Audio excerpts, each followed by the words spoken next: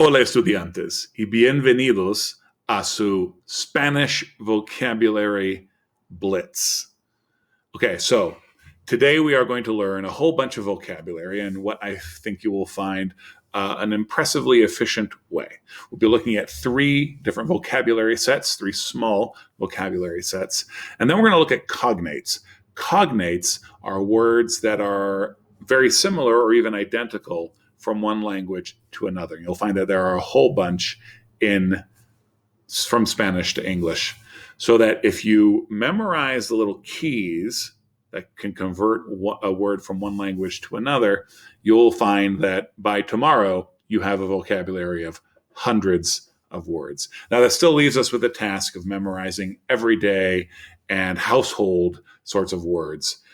But I think you'll be pleased with how many conceptual words, how many adjectives, just a whole lot of stuff that all of a sudden you'll find at your fingertips. They might even be words that you would have recognized if you'd seen them in a sentence, but now you'll know how to create them, I guess we could say.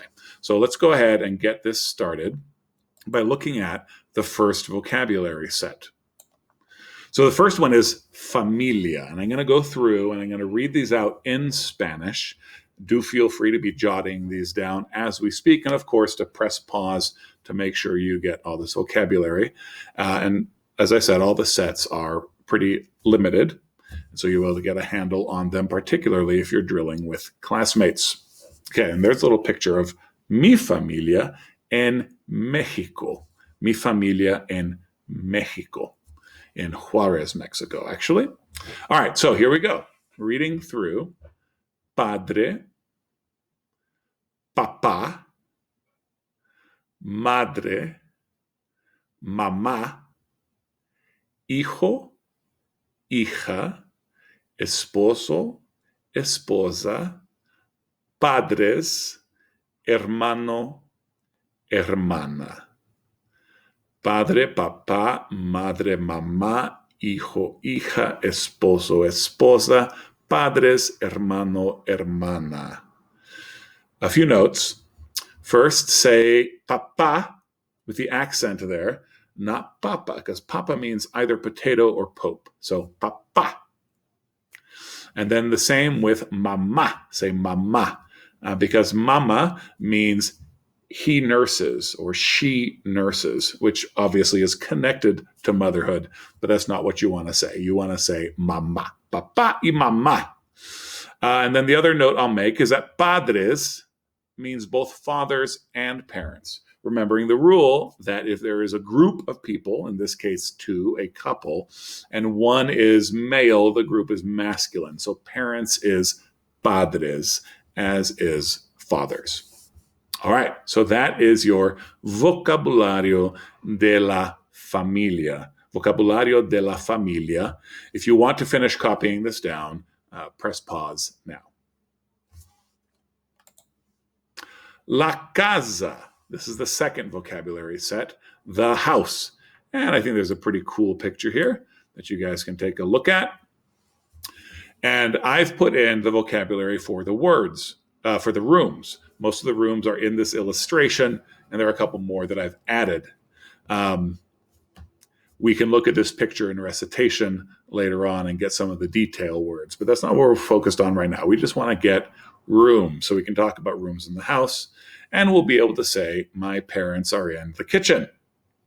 All right, so la casa, el dormitorio, el baño, el comedor, la cocina, la sala, el garaje y el jardín. Dormitorio, baño, comedor, cocina, sala, garaje, jardín. A few notes. Dormitorio is obviously related to dormitory, so it's where you sleep. The verb is dormir, to sleep. So dormitorio, the sleepery. El comedor is the eatery. Okay, so it's the dining room. Comer is to eat. Do not say cucina. That's from your neighborhood Italian restaurant, and a lot of students do that. It's cocina. Then sala de estar is the living room. Sala de estar literally means the room of being in. Okay? Now, a sala, any sala, is just a big room, a room where people can gather. Now, having said that, maybe I shouldn't say a room where people can gather, because you may notice that the picture shows in baño, la sala de baño, the room of bath. Okay, so you can just say baño, but sala de baño is valid, and sala de estar is the room for being in or living room. But really, you can have a sala de clase, a classroom.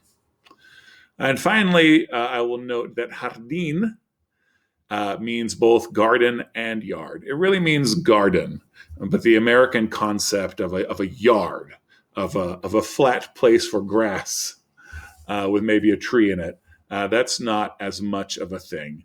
There are a couple of other words that you could use to talk about different kinds of gardens or an outdoor space with trees, but it's best just to stick to jardín, the garden or yard. All right, so that's the house. That's 2 of our 3 vocabulary sets, and now we'll look at the final one. If you need to copy, please do pause. All right, los objetos de la clase. Okay, so classroom objects. You should begin to assiduously copy these down. And I am keeping this kind of in the video because I want you guys to copy it off the video, because I strongly believe in the joys of learning from actually writing stuff down in a notebook. There's actually been a good bit of work showing that students retain information better when they write it down as opposed to when they type it. Right. So my 2 big things are learning by talking, and then that's followed by learning by writing. So do write these down as I go through, and I'll go through extra slowly. Okay. All right. So pen is bolígrafo o pluma. Pluma is nice and easy to remember. It's short. And if you think about a knight's plume, right, a knight with a helmet on, and he has a plume, he has a feather out the back of his helmet, like the little Legos, the little knight Legos with the helmet and the plume, right? So that's a feather. People used to write with feathers. I'm actually blanking on the word in English right now. Quill, right? A quill. So la pluma, but you can also say bolígrafo, and it really just depends on the country. Eraser, el borrador. El borrador, el borrador. La carpeta is a folder, okay? And that is, yes, the word that is used in computers. So your files are kept in a carpeta on your computer. La calculadora, el calendario, la cinta, the tape, the ribbon of tape. La computadora, you may see other words for computer. This is the one I like to use, and I'd say it's the most common one. La computadora. El cuaderno is the notebook. El diccionario is the dictionary. El dinero is money. El escritorio is your desk. El escritorio, the desk. To write in Spanish is escribir, like the word scribe. So escritorio is your desk, your writing desk. El examen, I think we all know what that means. So el examen, the test, the exam. Going down to the 3rd row, the stapler is la grapadora. Think about grappling or grabbing, right? So la grapadora. El lápiz, the pencil. La lección, you're watching a lesson now, la lección. El libro, the book. La luz, luz is light. El mapa, note that mapa is masculine, even though it ends with an A. El mapa. A marker is a marcador. A table is a mesa, and that includes your comedor. So your comedor, your dining room, has a bigger mesa on it. La mochila, the backpack. La mochila. The word for word is palabra. The word for screen is pantalla, la pantalla. Paper is el papel. The wastebasket, as opposed to a garbage can, the waste basket, which at least in the English I use to talk about just the place where you toss papers in an office, is la papelera. So you have el papel is paper, la papelera is the garbage bin where you throw the paper. And finally, el pegamento, the sticky stuff. El pegamento is glue. Okay, so beginning with pluma and going all the way through, we have a bunch of vocabulary. And let me move my head out of your way as much as possible. And you guys can go ahead and press pause and copy this out.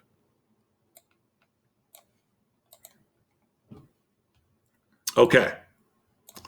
So those were the 3 vocabulary sets from our vocabulary blitz. You guys will have to work on remembering those during the week, and you'll just have to straight up memorize with it and drill with it.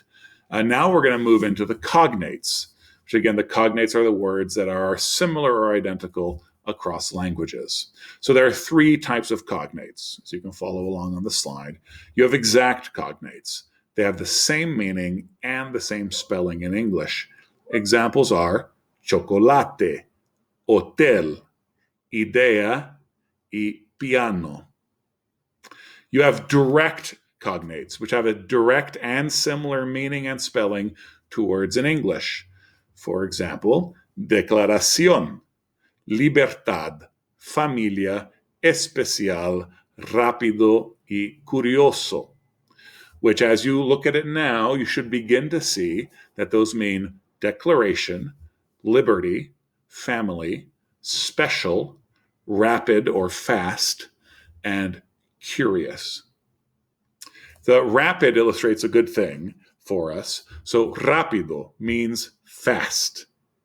Now, we don't usually say rapid. Boy, he's rapid in English. We have some uses of it that are common, right? Like the rapids of a river are the fast part of a river. In the dictionary, rapid just means fast, but we don't use it as much. So just as Spanish will give you a big English vocabulary, it can help to have a good English vocabulary in learning Spanish. Knowing that rapid means fast would get you there. Otherwise, you would just have to remember that word as it is. So there are exact cognates. There are direct cognates. And then there are indirect cognates. These are the ones that you have to figure out a little bit or that make sense in retrospect. So as you look back, you see, oh yeah, that I get it, but maybe I didn't see it. But you will learn, you'll sharpen your skills at beginning to break those down. Those are not the ones we'll be focusing on today, but examples would be biblioteca. So a lot of the Greek and some of the Latin words, but especially with the Greek, we see indirect ones. This is an example of a Latin one, but biblioteca, library, biblio is a collection of books. Right? So biblioteca, library, like Biblia and Bible. Okay. So those are the 3 types of cognates. You don't need to write this down. I just want you to understand it. So how do cognates help us learn Spanish? Spanish is a language that evolved from Latin. English, although it is not as closely related to Latin as Spanish, borrows thousands of words from Latin. And both languages have borrowed many words from classical Greek. So you can begin to recognize cognates. And as I said, we're going to look at some keys to help us do that. Simply use your knowledge. This is from the last little line there. Simply use your knowledge of English vocabulary and apply the rules that determine the spelling change between the 2 languages. Okay, so what are those rules? Well, before we get to that, let's look at some examples of Spanish that you already have the ability to understand. You can read Spanish too. So if I tell you that el means the, and I means there is, there are, and un means you can probably understand these sentences. So go ahead and try to understand these sentences as I read them. Uno, el elefante es un animal inteligente. El elefante es un animal inteligente. So adjectives come after the nouns in Spanish. Even if we just go literally down the line, the elephant is an animal intelligent. Then we realize, intelligent animal. The elephant is an intelligent animal. Nice. You probably would have been able to do that even before watching this lecture. But this is the kind of thing you're going to be able to do now at a higher level. Hay elefantes en África. So hearing the pronunciation and getting used to hearing Spanish speakers, you'll be amazed at how much you understand just once you get used to hearing Spanish, the rhythm of Spanish, the pronunciation of Spanish. El camello es un animal diferente. The camel is a different animal. Hay muchos camellos en el desierto. Here context can help us with desierto. Hay muchos camellos en el desierto. There are many camels in the desert. El tigre es un animal feroz. Now this one has an interesting one. This is an indirect one, the last word, feroz. El tigre es un animal. You've probably already figured it out. The tiger is an animal. But what kind of animal is he? El tigre es un animal feroz. And here's where context can really help you. It's a tiger. It's an animal. What kind of animal is it? What are tigers like? Feroz, ferocious. The tiger is a ferocious animal. So it's an indirect cognate. It's not obvious, but context can help you figure it out. El león es otro animal feroz. So what do you think otro might mean? If in number 5 I said el tigre es un animal feroz, el león es otro animal feroz. The lion is another or other. The lion is another ferocious animal. And finally, hay muchos animales feroces en el circo. I'm not going to tell you what that one means. I'll let you figure it out on your own. Hay muchos animales feroces en el circo. In the circo. So, what's a place where there are many ferocious animals? Just think of a bunch to yourself and think of the one that looks the most like and sounds the most like circo. All right.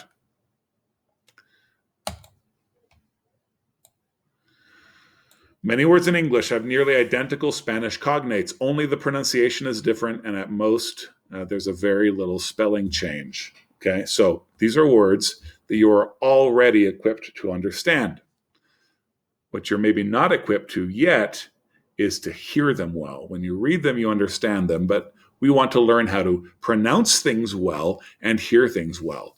And this is one of the reasons to work on having good pronunciation, because if you pronounce things well, you will begin to hear well faster. Okay, so I'm going to read through this list. Follow along.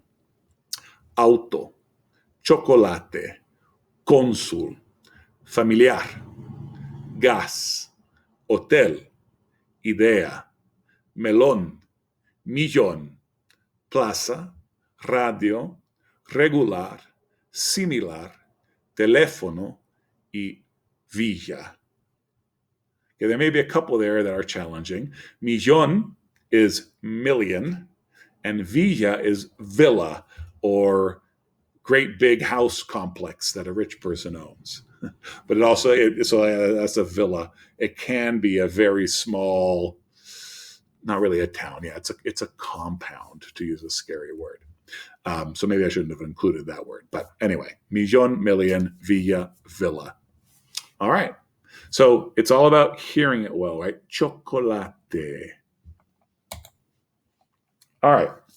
Spanish words that end in A or E very often have an equivalent in English. So these aren't even keys so much as just kind of remembering and noticing, being aware that Spanish does this kind of thing. Aire is air. Atleta. Caso is case. Causa is cause. Costo is cost. Creativo is creative. Credito is credit. Dieta is diet. And drama is drama. This is the big payoff. All right, so let's see if I can zoom in. Oh, nope, not with this presentation. So I'll be sure to make this document available to you guys, but do take notes. I'll make this sheet available to you guys, but do take notes. There are 12 rules to note here. 12 rules that will give you a whole bunch of vocabulary. Okay, so rule number 1, write this down. Words that end in OUS in English end in OSO in Spanish. They end in OUS in English.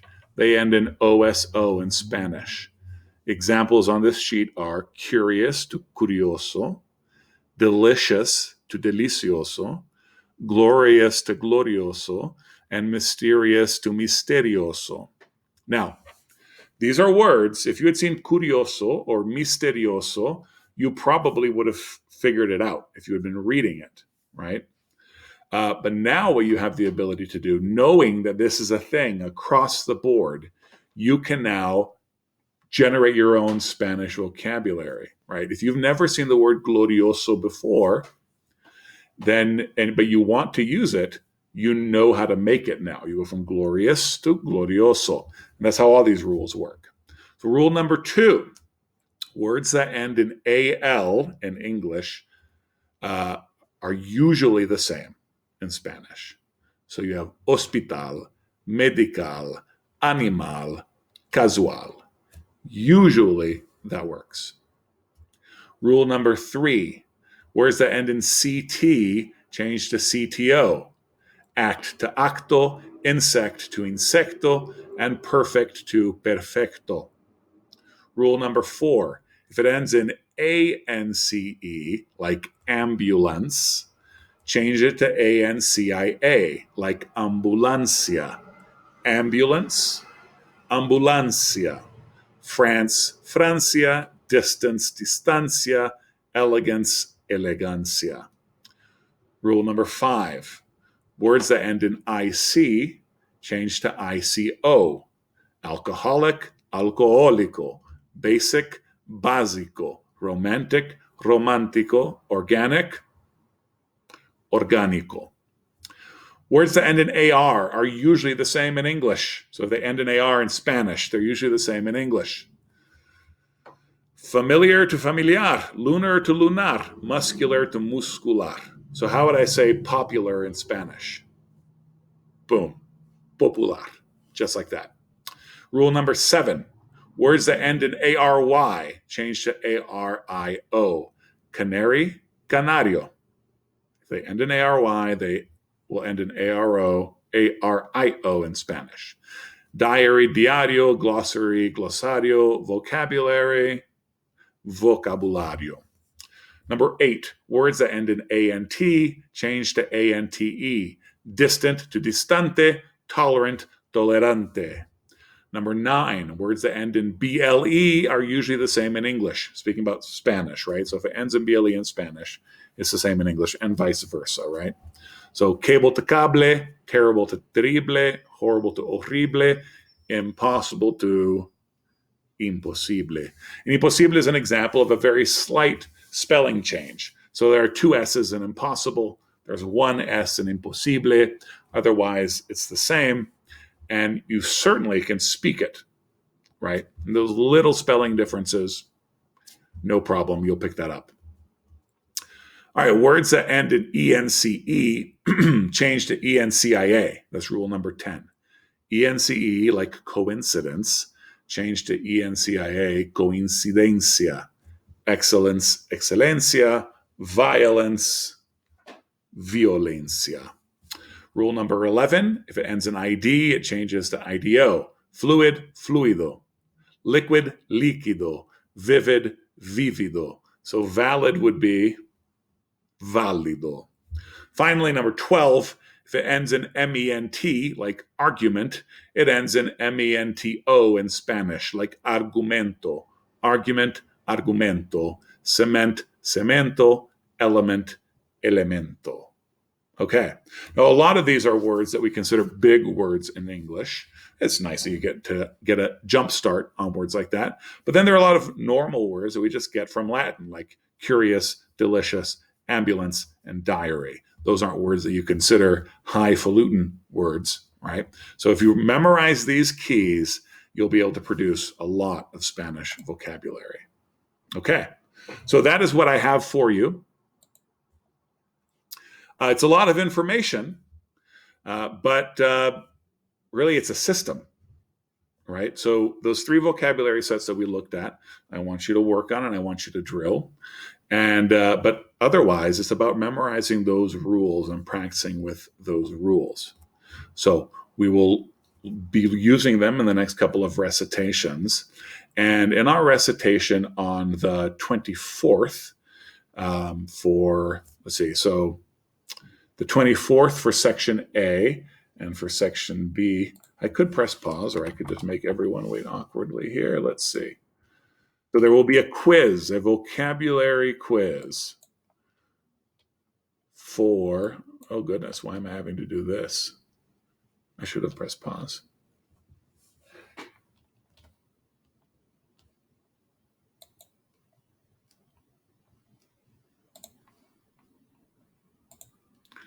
Oh, hi. Did I disappear for a while? I sure hope I kept recording. All right. So for section A, you have a vocabulary quiz on the 24th. For section B, you have a vocabulary quiz on the 28th. So we'll start practicing now. Thanks so much, everybody, and I'll see you at recitation.